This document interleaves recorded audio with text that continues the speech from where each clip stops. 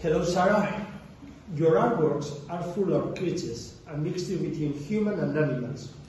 Where do these creatures come from, and who is this bunny? Okay. I like to use animals and creatures together because it opens things up a little bit more. So I like to create like mythologies almost, or like science fiction and fantasy.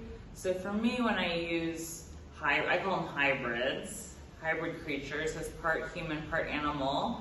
This makes the story more open-ended so that it's more accessible to people, and it makes it more magical. But then also sometimes the animals have impact on what the creature does. Like I have this alligator character that comes in a lot, and the alligator is very fierce because of all the teeth. I have this swan sort of egret character that's very graceful. And I have the bunny character. The bunny for me is a character I've been using for like 7 years. I've been using her for a really long time. And for me, in this other world that I have created, the rabbit is sort of like an alter ego. So it's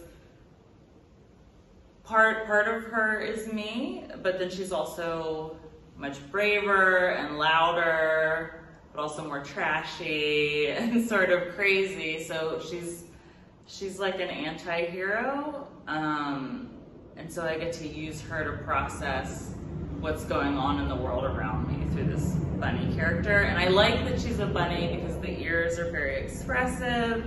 You can tell how she's feeling. When she's angry, the ears go back. And it's just, yeah, something special about it. There is a lot of sexual symbolism in your work, and most characters are feminine. Would you tell us about this? Yes, so this is a direct reaction against where I'm from, which is Texas, and now the entire United States punishes women for having sexuality. They've just shut down abortion in a lot of states. Women's rights are getting pushed back, and so the sexual symbolism for me is a way of fighting back against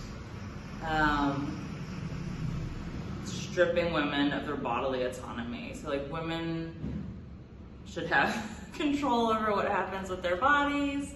And I think specifically because a lot in the United States, a lot of these rules are coming from a religious place, from a ultra-conservative Christianity. Sexuality is a sin and something that's punishable, and so they're using this Christian vision to sway the government, not sway, they're using Christianity as a weapon against women, specifically women's sexuality, and so I make my work like overly sexual as a way to kind of push back against that, but also just to celebrate it. Like some of them are very happy and sexy, and I think that that's good. So yeah, I'm not conservative about that stuff. So for me, you know, I think shame can be a political tool and a weapon against women, and so I'm trying to get rid of shame also. Yes, I hope that's a good answer. Okay. You often use the blueprint, the cyanotype technique. What is exactly? Okay, it is blueprints and cyanotypes. It's a 2-chemical process. It's a really old process that was first really used artistically by an artist named Anna Atkins.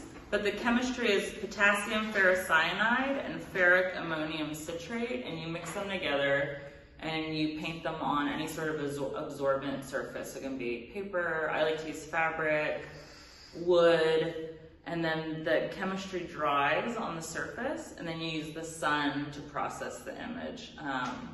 I like them because, again, I'm always interested in like creating these kind of magical spaces, and there's something about cyanotypes that have this sort of space, a aquatic, otherworldly feeling to them.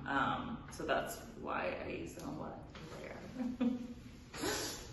Tell us about your experience on animation. Okay, I think I did my first animation 7 years ago, maybe 6 years ago, but for me, the reason I do animation and puppetry is because it's the way to make the world the most real to me. Like all these characters I make, I really love.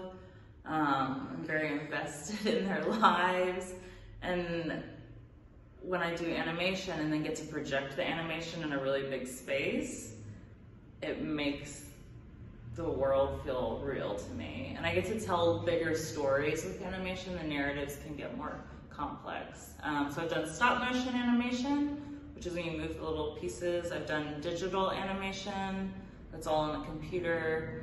And then recently I'm doing puppetry. So I do this kind of hybrid puppetry and then live action animation.